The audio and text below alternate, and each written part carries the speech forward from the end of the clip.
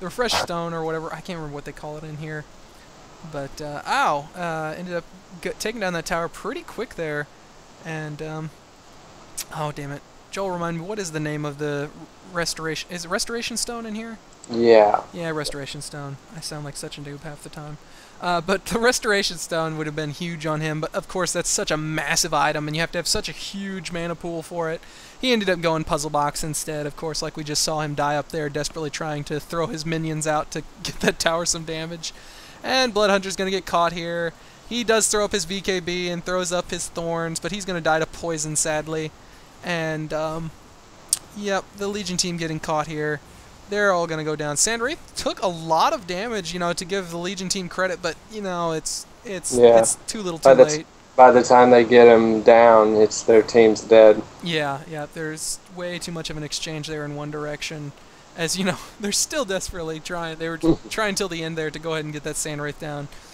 The lovable tank Wraith now having finally picked up his wing bow. Just way too much. And what is wing bow at as evasion? 30% evasion. On top of all the tank. Look at that tower. It's not even touching him. He's at 400 HP, and his HP hasn't moved as that tower just continues to hammer. So, yeah. Yep, this is completely over. But thank you again, Joel, for joining me. I don't know how long they're going to go ahead and let this go. We will see Mega Creeps here pretty quick. Thanks again for joining me. Do you have any last finishing thoughts here on this matchup? I think pretty much it was like we kind of thought there. You know, Bloodhunter's a nice carry, semi-carry, whatever you want to call him, but just doesn't have the end-game potential that you have there in Sandwraith, especially when he gets the Tank Wraith build fully going. Yeah, I mean, a lot of the time you saw the Legion initiate very well and do everything right. It's just Sandwraith was too tanky. They didn't have enough damage. Bloodhunter doesn't have a lot of one-on-one damage. He doesn't have a crit. He doesn't have, you know, any kind of proc like that, so... They're just fishing him out of the fountain here as Sandwraith goes ahead and sacrifices his token to go ahead and take him down. And look at that! Look at all the shots from the tower coming in on him, and he doesn't hardly... And the Gladiator ultimate doing more damage than anything. He killed the team with tanking that fountain. Wow. That's just amazing.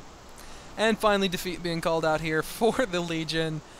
So... an interesting game nonetheless. We had some very high PSR players here, some very notable players coming from, you know, all different squads and everything. I think it was an enjoyable match to watch, if nothing enjoyable else. Note to end on. Yeah, there you go.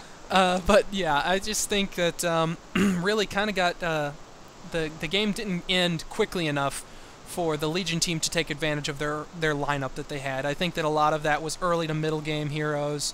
And, you know, because Polywog had that strong pushing power. They had a lot of, you know, power there in the push in that early part of the game. You know, even then, Bloodhunter was showing a lot of his power.